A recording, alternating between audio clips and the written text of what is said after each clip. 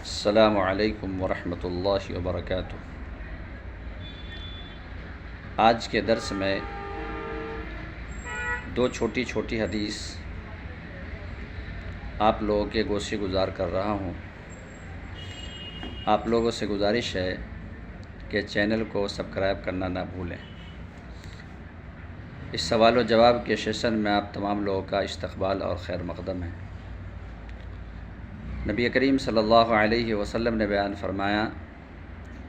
کہ من قام رمضان ایمانا و احتسابا غفر له ما تقدم من ذنبه، کہ جس نے رمضان المبارک کے مہینہ کے اندر قیام اللیل کیا، اللہ تعالیٰ اس کے ماضی کے تمام گناہوں کو معاف کر دے گا۔ قیام اللیل میں قرآن مجید کی جو تلاوت ہے، بہت ساری مساجد میں یہ دیکھا جاتا ہے کہ حافظ صاحب صرف یعلمون تعلمون اس انداز سے پڑھتے ہیں کہ باقی باتیں سمجھ میں نہیں آتی ہے۔ یہ مسئلہ یاد رکھنا چاہیے کہ تراویح کی نماز میں مکمل قرآن کو ختم کرنا یہ کسی بھی حدیث میں نہیں ہے، لیکن قرآن کو ترتیل کے ساتھ پڑھنا، ٹھہر ٹھہر کر کے پڑھنا یہ ضروری ہے۔ لہٰذا کوئی ضروری نہیں ہے کہ مکمل قرآن ختم کیا جائے تراویح میں۔ اگر ایسا حافظ ہو جو بہترین انداز سے پڑھ سکتا ہو، ترتیل کے ساتھ پڑھ سکتا ہو، اور مقتدی حضرات بھی ان کی قرأت کو برداشت کر سکتے ہوں،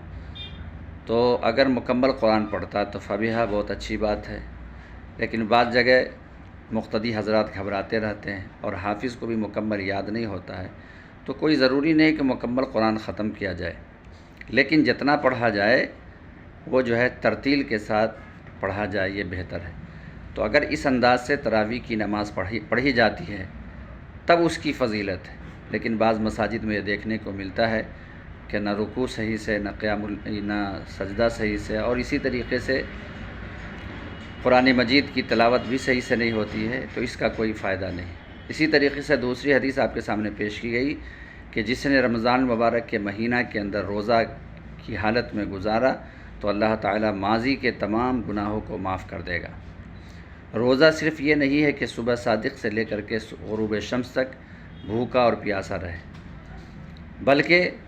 روزہ نام ہے زبان کے اوپر پابندی ہو، آنکھ کے اوپر پابندی ہو، اعضاء اور جوارح کے اوپر پابندی ہو، لیکن ہم روزہ رکھنے کے بعد اپنی زبان سے جھوٹ بولتے ہیں، آنکھوں کے ذریعے جو ہے بہت سارے گناہ کے کام کرتے ہیں، پاؤں کے ذریعے بھی بہت سارے گناہ کے کام کرتے ہیں۔ تو نبی کریم صلی اللہ علیہ وسلم نے ایک حدیث کے اندر بیان فرمایا کہ جو شخص روزہ رکھتا ہے، بھوکا اور پیاسا رہتا ہے، اس کے باوجود وہ جھوٹ بولتا ہے، اس کے باوجود وہ گناہ کے کام کو کرتا ہے، تو اللہ تبارک و تعالیٰ کہتا ہے کہ ہمیں ایسے روزہ کی ضرورت نہیں ہے۔ تو اللہ تعالیٰ کو جو روزہ پسند ہے وہ یہ کہ صبح صادق سے لے کر کے غروب شمس تک جس طریقے سے ہم بھوکا اور پیاسا رہتے ہیں، ہم ہاتھ کو بھی معصیت کے کام سے بچائیں، کسی کے اوپر بیجا طاقت استعمال نہ کریں، اسی طریقے سے زبان کے اوپر مکمل پابندی ہو، جھوٹ وغیرہ سے بچیں، گالی گلوچ سے بچیں، اور آنکھ سے جو گناہ کے کام ہوتے ہیں ان سے بھی بچیں، پاؤں کے ذریعے جو گناہ کے کام ہوتے ہیں ان سے بچیں۔ اگر ہم اس اعتبار سے قیام اللیل کرتے ہیں اور روزہ رکھتے ہیں تو نبی کریم صلی اللہ علیہ وسلم نے بیان فرمایا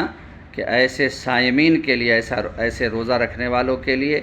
اور ایسے قائمین کے لیے، یعنی ایسے قیام اللیل کرنے والوں کے لیے یہ فضیلت ہے کہ اللہ تعالیٰ ماضی کے تمام گناہوں کو معاف کر دے گا۔ لہٰذا ہم قیام اللیل کریں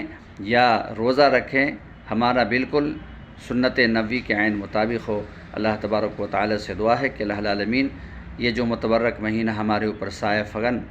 ہو چکا ہے اور جس کی پہلی تاریخ میں ہم اور آپ داخل ہو چکے ہیں، الہ العالمین پہلی تاریخ کو جس طریقے سے ہم نے گزارا ہے اسی طریقے سے دیگر ایام کو بھی گزارنے کی توفیق عطا فرما۔ تقبل یا رب العالمین۔ سبحانک اللہم بحمدک، اشہد ان لا الہ الا انت، استغفرک و اتوب الیک۔